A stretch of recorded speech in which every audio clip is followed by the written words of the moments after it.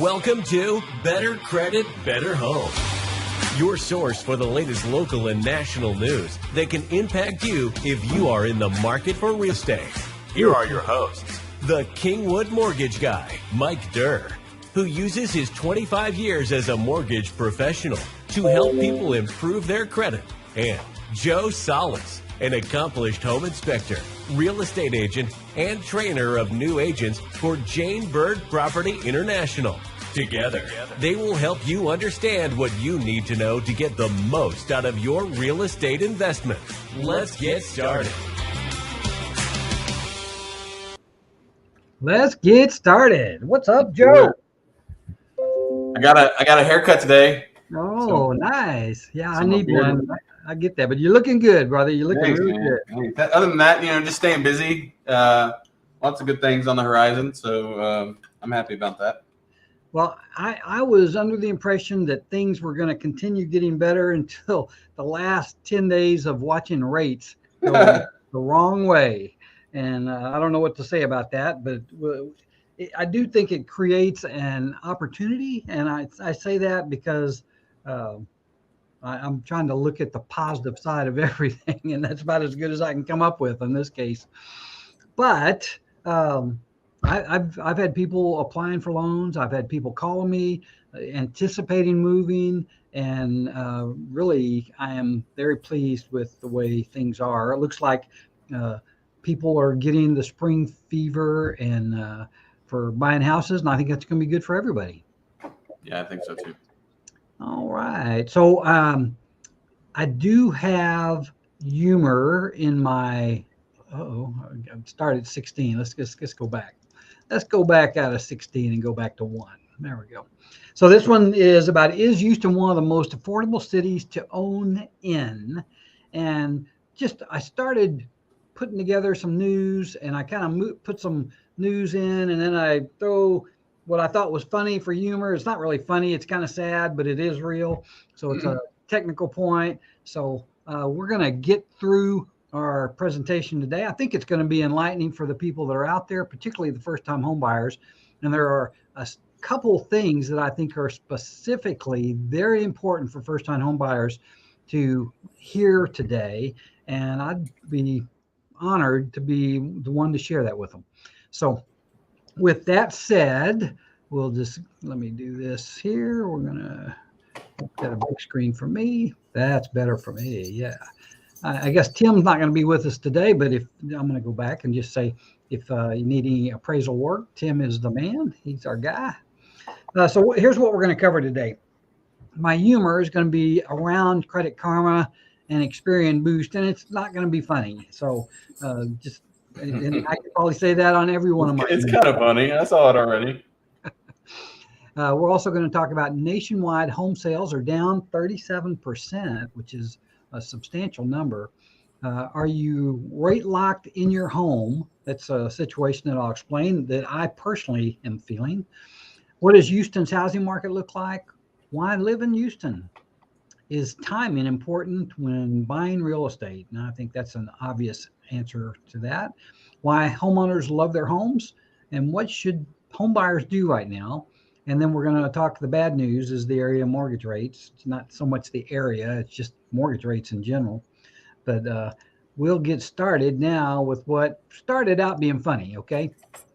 Credit Karma doesn't do mortgage. So I had a guy yesterday that I spoke to, and we were talking, I go through the general questions of how you doing, what's going on? Okay, you want to get pre-qualified? Do you know what your credit's like? That kind of stuff. And he had already talked to somebody and had his credit pulled.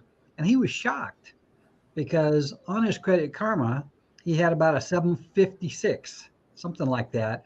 And he was about a 700 on Credit Karma, or no, on the FICO system. So what goes on with that? I like this other one too. When you look at the face on this puppy, when you at the dealership and you realize Credit Karma lied about the 700 FICO score, that's kind of what happens. You get that feeling like, oh crap, I thought I was doing good. Yeah. The bottom line is there are a bunch of different FICO or credit scoring models out there, and Credit Karma does not follow what mortgage and auto users use. Experian, when they sell their thing, and the boost, I've got some interesting parts about that. Now, you may be able to boost your credit with that, but I want to share the rest of the story, if you will. And then Equifax has their own platform where they do scoring. You can buy a subscription to them. All three of them will charge you for it. The only one that relates to mortgage is MyFICO. If you're going to do that kind of thing, you want to do myfico.com. I don't endorse it. I don't make anything on it. I can tell you they're the only ones that are consistent with what goes on with mortgage. And if you get the score from them, then you're probably going to be right on the money. Okay. So on this screen right here, I've got this Experian Boost. And when it shows up on the credit report, it shows self-reported. Okay. And that's basically what the Experian Boost does. It adds credit lines. Could be your utilities, could be some other thing that doesn't get normally reported on your credit report. Here's the catch. You see the little red circle here that says the payment is $169. And down here is another thing that shows $50. So by doing this Experian Boost, you just reduced $219 from your debt ratio, or actually added $219 to your debt ratio, which means that you may not qualify for the same house that you would if that hadn't reported on there. So you want to think very carefully if you do the Experian Boost. And I'll be honest with you, I don't know if it raises your credit or not. I'm assuming it does. It may. I can just tell you this, it has knocked some people out of the loan or the house that they wanted to buy because of the debt ratio. The last little slide I've got here is the MyFICO one, which is the one that I generally recommend. And I like this information that it's got on there. And it says right here, you may not be able to read this, but at 579, lenders view you as a very risky borrower. So that's no surprise to anybody. From 580 to 669, this is some lenders will approve loans with this score, particularly FHA. This is an FHA borrower right here. The 670 to 739, most lenders consider this a good score. And then 740 to 799, they view this as a very dependable borrower. And then, of course, if you're in the 800 zone, you're a rock star. And so just FYI on that, that's important for you out there in listening to this. Don't spend money on Experian Boost. I don't think it's worth it. The same thing for Credit Karma and whatever program that Equifax has on there. By themselves, they just don't give you the right scores. If you're looking to target a specific score, get one that will resonate with a mortgage provider. Hopefully that's important news. Not funny, but it is good information. And the puppy was cute, so I'm going to stick with it. It's funny because it's true.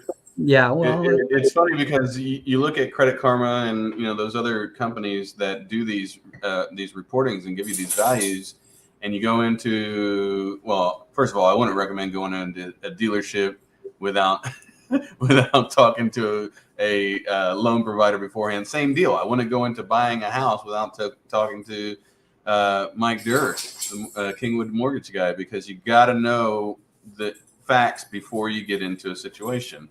And just trusting Credit Karma and Experian and all that other stuff to give you the facts, it's going to leave you in a place where the cart's before the horse. That's exactly right. So this slide is a new slide, and I thought it was a pretty good one. You've got a straight red line, and then you got a crooked red line.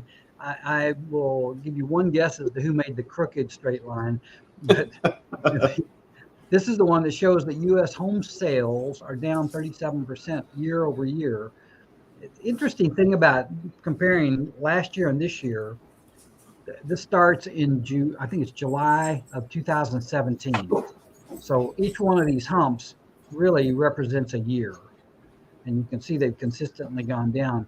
If you look at the last few months that's not really valid there. Anyway, in 2022, sales for homes in the last quarter were probably as bad as they've ever been.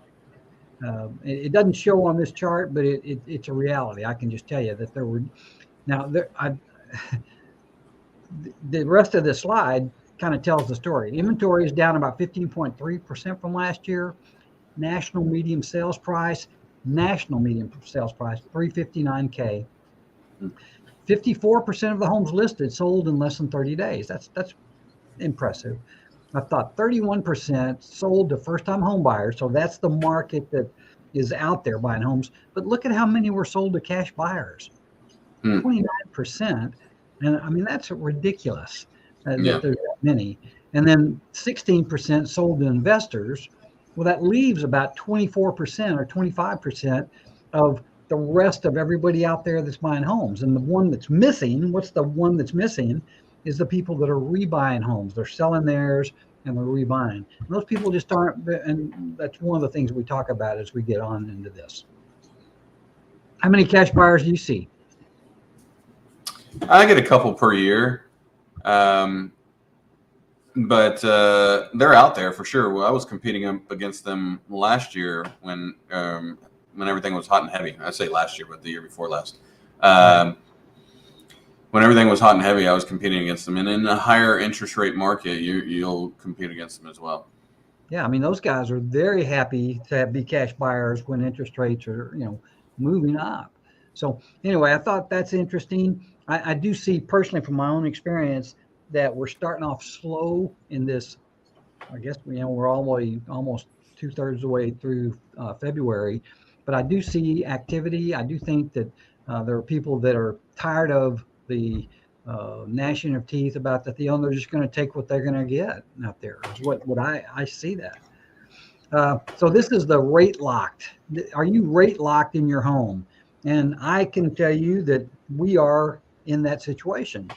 Don't know if you want to hear my story, but I've told it many times. Sandy and I have a good interest rate, and we're in a house that we've been in for 150 years. It seems like we want to move and kind of get a single story, so we don't go up and down the stairs. There's certain things that we want that we didn't need when we had kids in our house, and we don't have those anymore. Well, this chart, if you look at this, it shows that there are 24% of the people out there have a interest rate less than 3%. There's another 41% that have an interest rate that is somewhere between 3 and 4. And that by itself is 65% of the people that own homes. They're hard pressed to make sense out of moving now.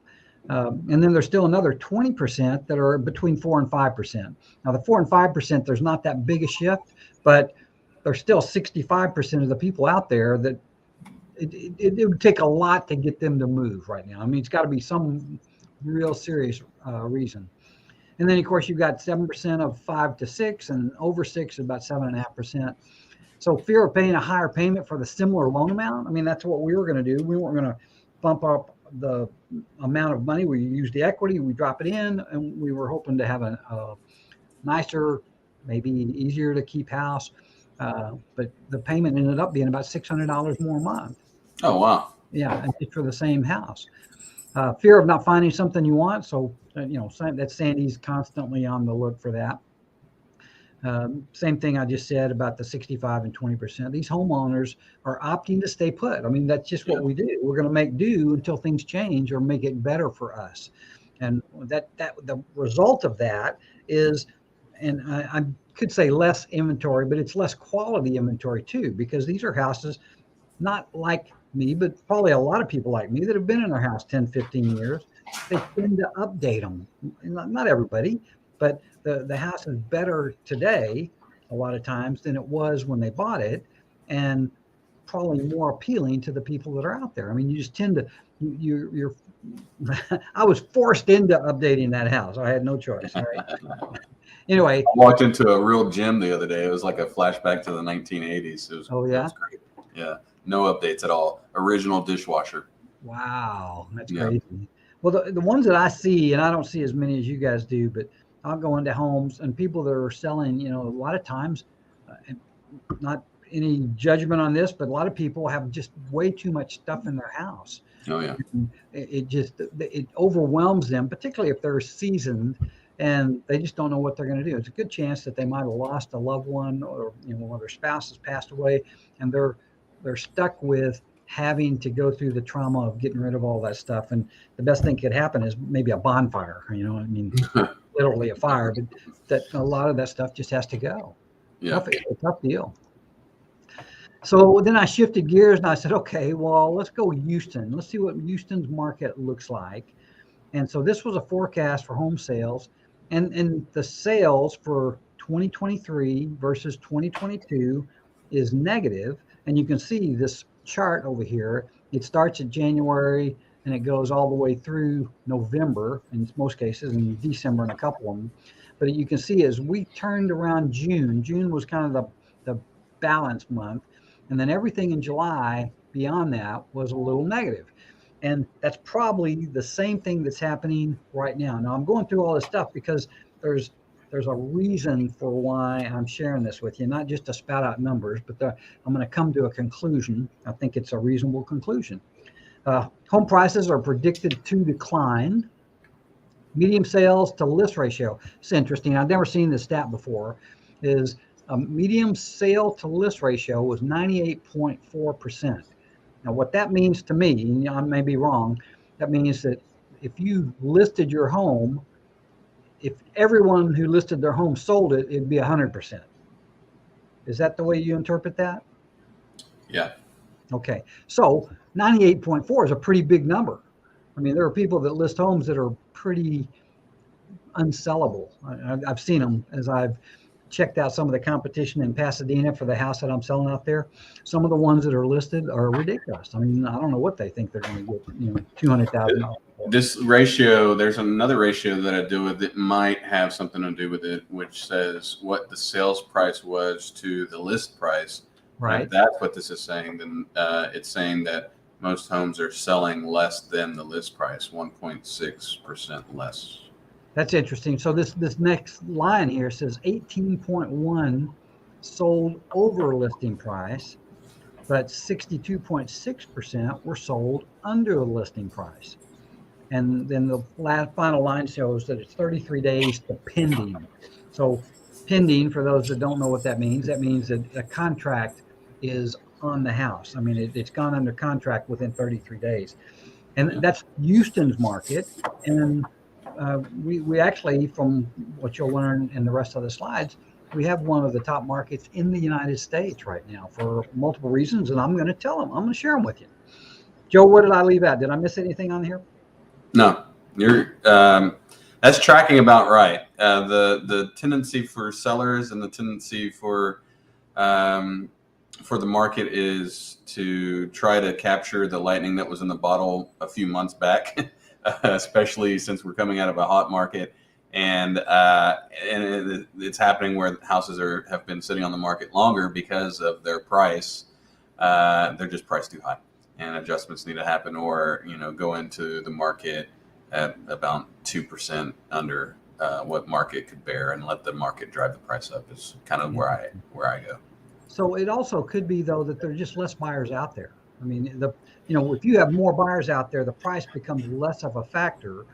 But it's like you said, that we're trying to grab on to what was happening 6 months or maybe even 8 months ago. Yeah. And it's just not there. And Sandy, I won't even go to her story. I don't want to bring her into that. But it's a challenge for pricing a house to sell in this market. And of course, you need somebody experienced like Joe Salas. Thank you, Mike. Right. So why live in Houston? Well, this was a list of actually 17 different things. I refined it.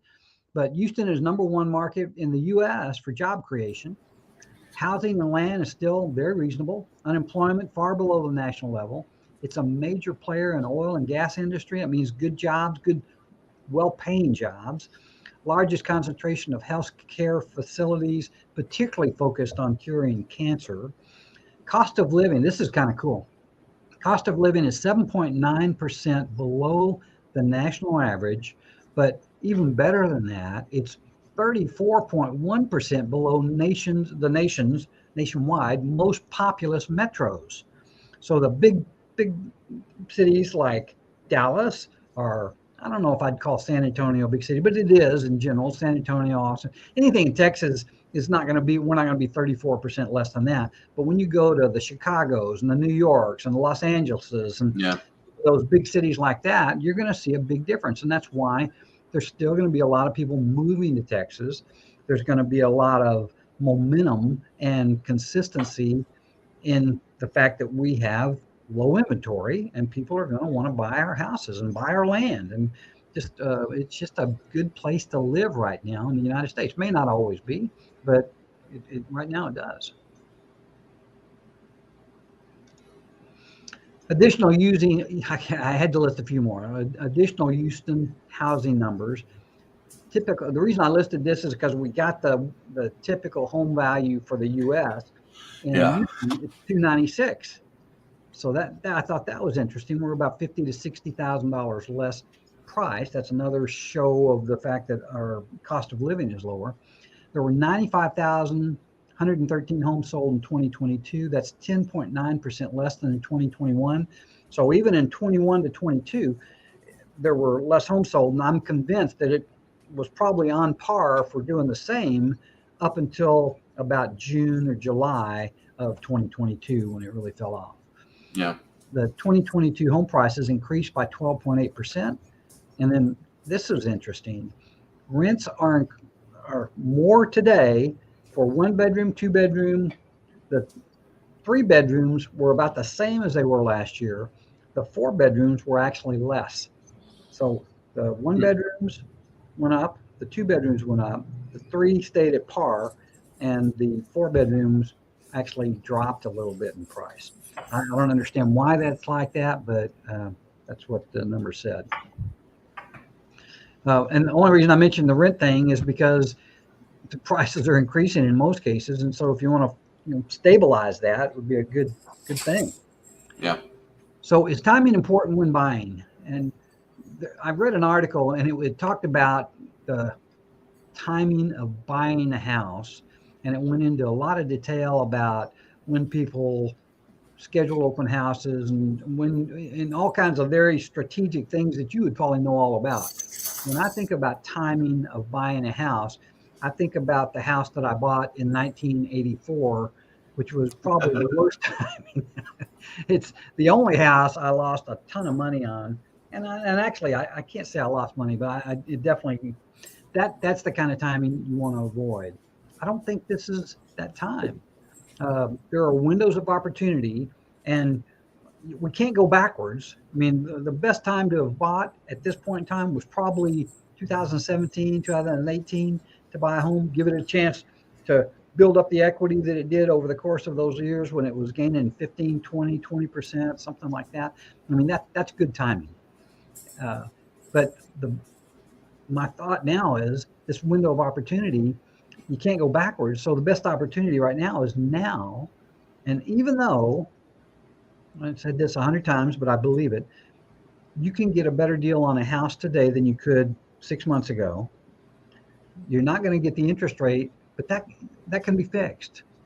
And so the homes, the really good homes that you can buy today are going to be people that bought these with good timing. And the housing market has slowed down. The inventory has had a little bit of an uptick. Home prices are a little more realistic than they were. It's just what you said a minute ago. You may be pricing your home a couple percent below what you thought you might just to get people to look at it and buy it. There's no frenzy, not now. I mean, I haven't heard of 10 people throwing offers at any house. Now I've had some people that compete, 1 or 2 or 3, but that is an ugly market, and interest rates are still higher than what you want. But this product that I've talked about before is called a loan shield. And I'm just going to give a real brief synopsis of it. Is that what happens is it kind of sets you up for refinancing at about half the cost. And if you don't know this, if you haven't ever refinanced before, refinancing is not inexpensive. It doesn't cost you out of pocket. You roll the money into your loan, but it still costs you, and it's $4,000 or $5,000 depending on the price of your house. So if you can cut that by half, it makes it a lot more reasonable to refinance when rates, and we all believe, experts, everybody, not just me, believe that rates are going to go down. When? Yeah, March, May, I don't know. I don't know if you can see this line down at the bottom. It says the best time of year to get a deal on a home is in the first quarter. Is right now. That's right. If you want to buy a house right now. Yep. This is from Zillow, and it means that you are more likely to pay less for your property if you start shopping from January to March. And so this is part of that window, and this is what I fear. And I don't fear it. I think it's going to happen. But I think that a lot of people are going to miss out because they maybe didn't get this information. And here's what it is the time to start looking for houses is now. You get that house bought, and then as rates go down, what's going to happen is there going to be more people coming in the market. It's going to unleash that. And that's why this is here. You can see right now we're right in this good buyer demand mode. And we're probably at the top end of it today. Maybe even to the limited buyer because rates have gotten that much worse just today. I didn't expect that either. But they're going to get back down here. Okay. And we know that. And when that happens, there's going to be more interest in buying houses. There's going to be more people out there. And if you're looking to time something, the timing to do that home shopping, the home buying is this first, maybe the early part of the second quarter. I mean, I'm just convinced that. Just hopefully somebody hears that. Comments, Joe? You with me on that? I'm totally with you on that. Right now, if you're a buyer, right now. Yeah. Because once April comes around, it's going to start heating up, and there's going to be more competition right now. That's right. All right. So why home buyers love their homes? Well, this is another thing that I thought was interesting, is that the people that are buying their houses are I don't know if it was because of the pandemic, because it showed that pre-pandemic, 58% of them said, well, I love my home. Now it's 70%. And they mentioned the part of the sense of attachment. It's a space that is truly yours. It's a place of security and comfort. And 91% of homeowners say they feel secure, stable, and a little prestigious about successful owning a home, because there are a lot of people that can't do that yet. It is a, I don't know, maybe a sign that you have had success. You had enough.